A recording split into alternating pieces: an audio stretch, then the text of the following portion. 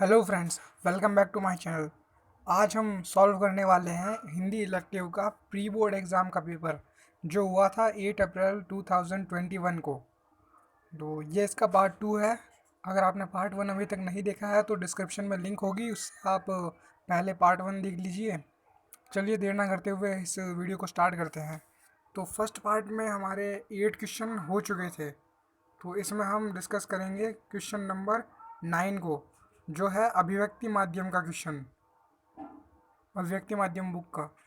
तो ये इसका क देख लेते हैं। नौवे का, मुद्रित यानी प्रिंट माध्यम की विशेषताओं का वर्णन कीजिए। समाचार लेखन की सबसे लोकप्रिय शैली कौन सी है, उसकी विशेषताएं बताइए। बीट रिपोर्टिंग और विशेषीकृत रिपोर्टिंग में अंतर स्पष्ट कीजिए और फीचर की परिभाषा लिखिए। तो पहले नौवे क्वेश्चन का आंसर देख लेते हैं। मुद्रित माध्यम की विशेषताएं हैं कि लिखे हुए शब्द स्थायी होते हैं। इन लिखे हुए शब्दों को हम एक बार ही नहीं, समझ न आने पर कई बार पढ़ सकते हैं और उन पर चिंतन मनन करके संतुष्ट भी हो सकते हैं। जटिल शब्द आने पर शब्दकोश का प्रयोग भी कर सकते हैं। इसके अतिरिक्त किसी भी खबर को अपनी रुचि के अनुसार पहले अथवा बाद में पढ़ सकते हैं। चाहे तो किसी भी सामग्री को लंबे समय तक सुरक्षित रख सकते हैं। अगला क्वेश्चन है कि समाचार लेखन की सबसे लोकप्रिय शैली उल्टा पिरामिड शैली है। तो आपने पिरामिड तो देखे ही होंगे। ये क्या है, जो ठीक उसका उल्टा होता है। जैसे देख सकते हैं, ये उल्टा पिरामिड है। तो इसमें क्या होता है कि 3 पार्ट में डिवाइड होता है ये, इंट्रो, बॉडी और समापन में। तो पहला पार्ट इसका होता है इंट्रो, यानी मुखड़ा भी कहते हैं इसे। न्यूज़पेपर में आपने देखा होगा कि जैसे ये जो इंट्रो है वो न्यूज़पेपर की हेडिंग की तरह होता है। न्यूज़पेपर में जैसे ही कोई न्यूज़ लिखी होती है तो उसका जो मेन खबर होती है तो वो हेडिंग में लिख दी जाती है। वैसे ही इंट्रो में जो मुख्य खबर होगी वो इंट्रो में लिख दी जाएगी। और घटते हुए क्रम में खबरों का विस्तृत ब्यौरा होता है बॉडी के अंदर। बॉडी के अंदर घटते हुए क्रम में खबरें दी जाएगी और एंड में इसका समापन कर दिया जाएगा। तो ये 3 पार्ट होते हैं उल्टा पिरामिड शैली के। अब इसके ख का क्वेश्चन, बीट रिपोर्टिंग और विशेषीकृत रिपोर्टिंग में अंतर। तो इसमें बड़ा अंतर है कि बीट रिपोर्टिंग के लिए संवाददाता में उस क्षेत्र की जानकारी होना पर्याप्त है, उसे सामान्य तौर पर खबरें लिखनी होती है। और बीट कवर करने वाले रिपोर्टर को संवाददाता कहते हैं। और विशेषीकृत रिपोर्टिंग के लिए संवाददाता को सामान्य खबरों से आगे बढ़कर उस क्षेत्र से जुड़ी सूचनाओं का बारीकी से विश्लेषण करना कर पाठकों के लिए उसका अर्थ स्पष्ट करना होता है। और विशेषीकृत रिपोर्टिंग करने वाले रिपोर्टर को विशेष संवाददाता कहते हैं। इसके अगला क्वेश्चन था फीचर का। तो फीचर एक सुव्यवस्थित, सृजनात्मक और आत्मनिष्ठ लेखन को फीचर कहते हैं। इसका उद्देश्य पाठकों को सूचना देना, शिक्षित करना और मनोरंजन करना होता है। अब क्वेश्चन नंबर 10,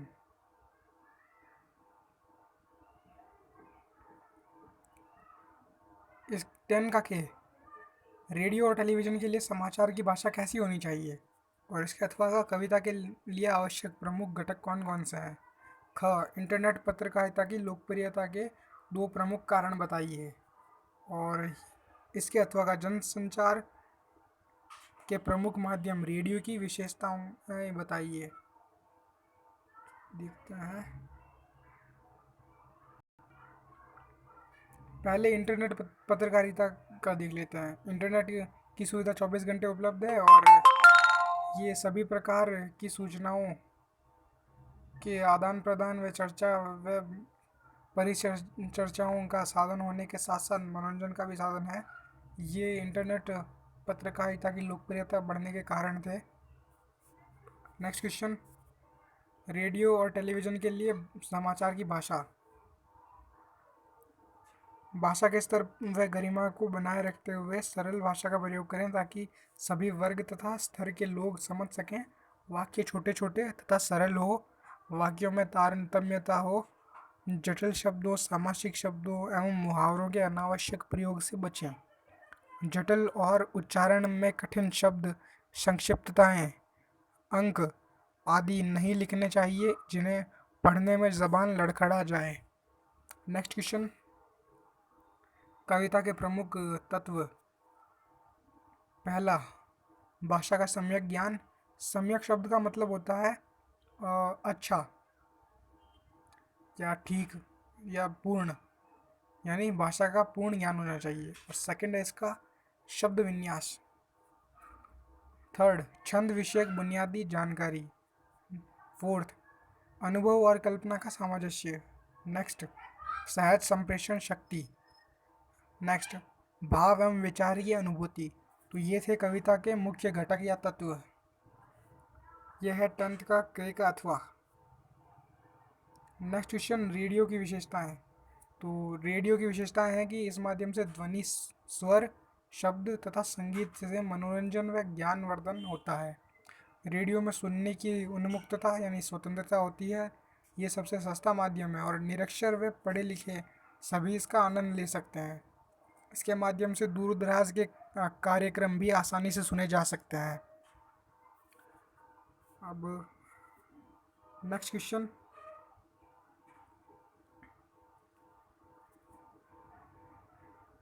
चलिए ये खंड पूरा हो गया। अब है बुक के क्वेश्चन। हमारी जो अंतरा बुक है उसके क्वेश्चन है ये। 11वां क्वेश्चन, देवसेना की हार या निराशा के कारण क्या है। अगला क्वेश्चन, हारेऊ खेल जितावत मोही भरत के इस कथन का क्या आशय है। और इसका अघन मास की विशेषता बताते हुए विरहिणी की विरह व्यथा का चित्रण अपने शब्दों में कीजिए। तो आपको बता दें कि ये जो है ये देवसेना का गीत चैप्टर से है। और हारेऊ खेल जितावत मोही यह है भरत राम का प्रेम, तुलसीदास के पद। और ये अघन मास वाला, ये नागमती वाला, ये है मलिक मोहम्मद जाहिसी के चैप्टर से। तो इसके आंसर देख लेते हैं।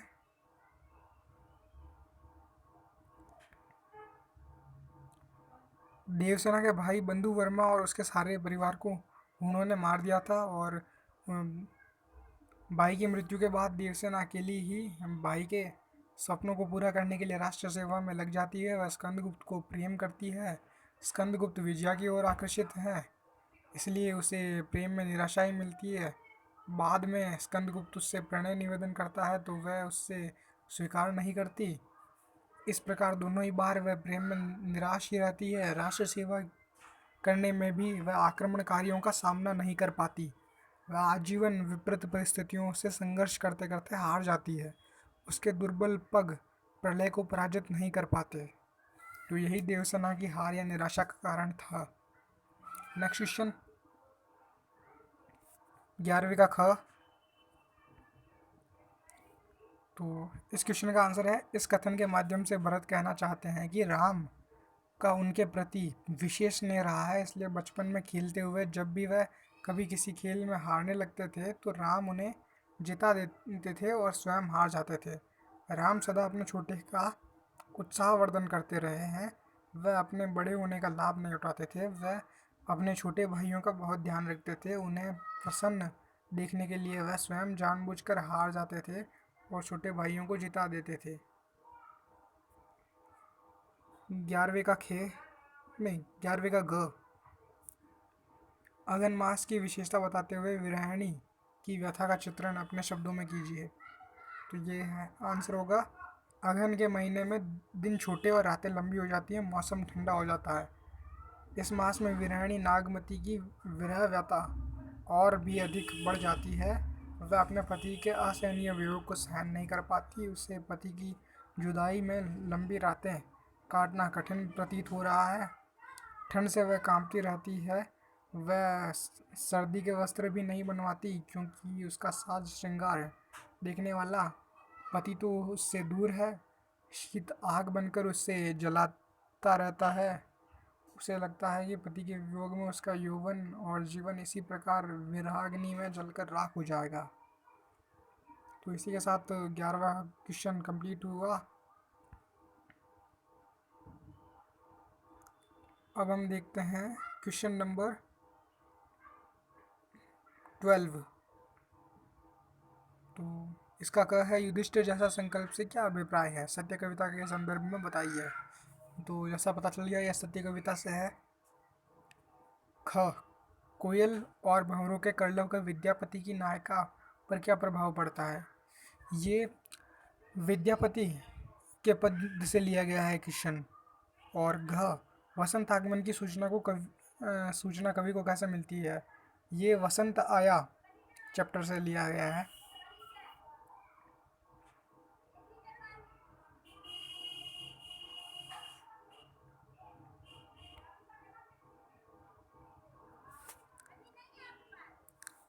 बारहवीं का ख अन्य क, बारहवीं का क, कवि का आशय है कि यदि हमें सत्य के मार्ग पर चलना है तो युधिष्ठिर के समान दृढ़ निश्चय बनकर ये प्रण लेना होगा कि हम सत्य के मार्ग से कभी नहीं हटेंगे, चाहे कितनी भी विपत्तियों का सामना क्यों ना करना पड़े। युधिष्ठिर आजीवन सत्य के मार्ग पर चलते रहे, जिसके कारण उन्हें अपने राज्य से भी हाथ धोना पड़ा, वनवास और अज्ञातवास में रहना पड़ा, ना चाहते हुए भी कौरवों से युद्ध करना पड़ा। इसका ख, नायक के वियोग में अत्यंत दुखी है और दिन प्रतिदिन दुर्बल होती जा रही है। विरहावस्था उसे कुछ भी उसे प्रकृति में मादक तथा उन्मादित करने वाले उपकरण भी कष्टदायक प्रतीत होते हैं। इसलिए जब कोयल कूकती है और भंवरे मंडराते हैं तो उनकी आवाज़ सुनते ही वह अपने कान बंद कर लेती है, जिससे उनका मधुर स्वर उसे सुनाई न दे। इनका कलरव उसके विरह को और अधिक तीव्र कर देता है। Next question. तो वसंत आने की सूचना कवि को कैलेंडर से मिलती है, जिसमें यह लिखा था कि किस महीने के किस दिन वसंत पंचमी होगी, और इस दिन कवि के कार्यालय में अवकाश भी था, जिससे इससे भी उसे पता चला कि वसंत आ गया है। और एक दो लाइन और ऐड करना चाहे तो कर सकते हैं कि आजकल मनुष्य का प्रकृति से नाता टूट सा जा रहा है, और उसे ऋतु परिवर्तन में होने उसे ऋतु परिवर्तन के कारण वातावरण में होने वाले बदलावों की जगह कैलेंडर से आजकल वसंत के आने की सूचना मिलती है। तो ये भी लाइन आप ऐड कर सकते हैं इसमें। अगला क्वेश्चन देखते हैं।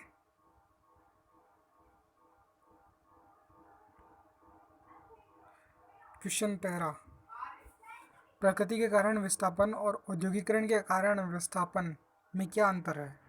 ख, मनोकामना की गांठ भी अद्भुत अनूठी है, इधर बांधो उधर लग जाती है। संवाद कहते वक्त बड़ी बहुरिया की आंखें क्यों छलछला आई। क्वेश्चन नंबर 14 का क, लोमड़ी स्वेच्छा से शेर के मुंह में क्यों चली जा रही थी। ख, बालक द्वारा इनाम में लड्डू मांगने पर लेखक ने सुख की सांस क्यों भरी। ग, चार हाथ न लग पाने की स्थिति में मिल मालिक की समझ में क्या बात आई। तो चलिए इनका आंसर देखते हैं।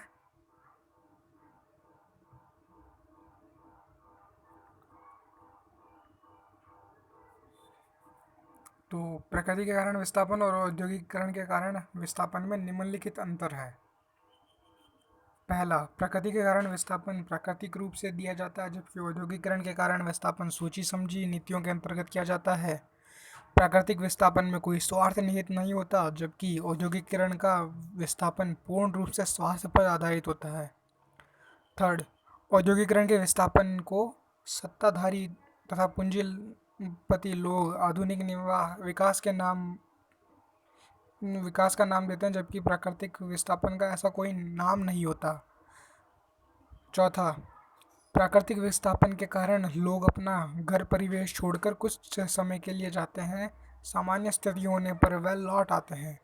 लेकिन औद्योगिकरण के विस्थापन के कारण लोग सदा के लिए अपना घर परिवेश छोड़कर चले जाते हैं। इसके बाद वे कभी उस स्थान पर लौटकर नहीं आ पाते। 5वां, प्रकृति प्राकृतिक विस्थापन में केवल मनुष्य उखड़ता है, जबकि औद्योगिकरण के विस्थापन के में केवल मनुष्य ही नहीं बल्कि उनका प्यार, परिवेश, सब कुछ सदा के लिए नष्ट हो जाता है। तो नेक्स्ट क्वेश्चन देखते हैं। मनोकामना की गांठ भी अद्भुत है, इधर बांधो उधर लग जाती है। कथन के आधार पर पारो की मनोदशा का वर्णन कीजिए। तो ये क्वेश्चन आया है ममता कालिया दूसरा देवदास से। और ये जो ऊपर वाला क्वेश्चन है ये प्रकृति के कारण विस्थापन वाला, ये है जहाँ कोई वापसी नहीं, उस चैप्टर से लिया गया है, निर्मल वर्मा।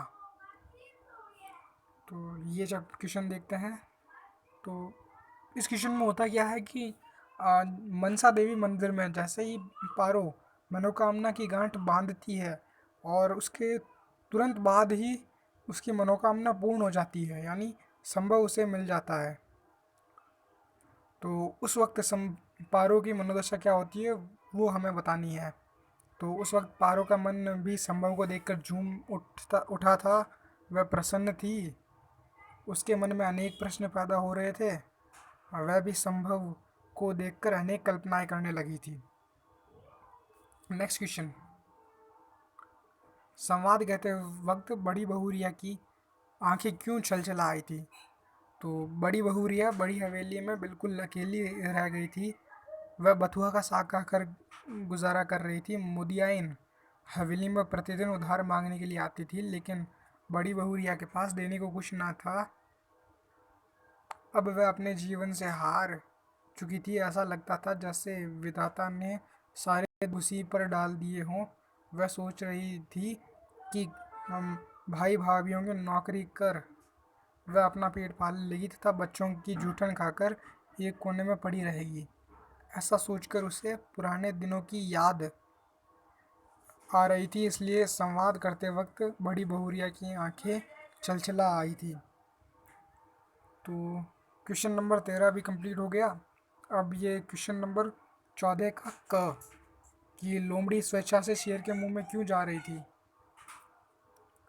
लोमड़ी स्वेच्छा से शेर के मुंह में इसलिए चली जा रही थी क्योंकि वह सोचती थी कि शेर के मुंह के अंदर रोजगार का कार्यालय है, वह वहाँ दरखास्त देगी और फिर उससे नौकरी मिल जाएगी। तो इस क्वेश्चन में देखिए, लोमड़ी तो है आम जनता का प्रतीक, यानी जो बेरोजगार युवक हैं जो से अपील करते हैं कि हमें नौकरी दे दी जाए, तो ये लोमड़ी उनका प्रतीक है। और शेर जो है वो नेताओं का प्रतीक है, सत्ता वर्ग का प्रतीक है इसमें।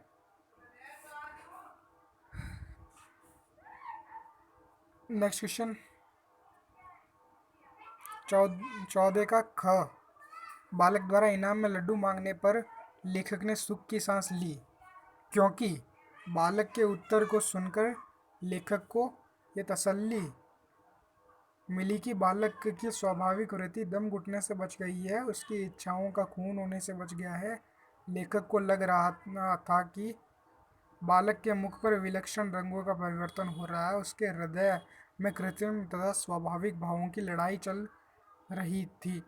वह कृत्रिम एवं स्वाभाविक वृत्ति के मध्य गुट रहा था। अब 14 का ग, ये इस क्वेश्चन पेपर का लास्ट क्वेश्चन है। तो ये असगर वजाहत 4 हाथ कहानी से लिया गया है। तो इसमें है कि 4 हाथ, इसका आंसर है 4 हाथ ना लग पाने पर मिल मालिक के समझ में ये बात आई कि मजदूरी आधी कर देनी चाहिए और दुगने मजदूर रख लेने चाहिए, इससे उत्पादन बढ़ जाएगा। तो ठीक है, उम्मीद है ये वीडियो आपको पसंद आया होगा। चैनल सब्सक्राइब कर दीजिए, लाइक कर दीजिए, कमेंट और शेयर करना मत भूलिएगा ताकि आपके ज़्यादा से ज़्यादा दोस्तों का भला हो सके। Thank you for watching this video.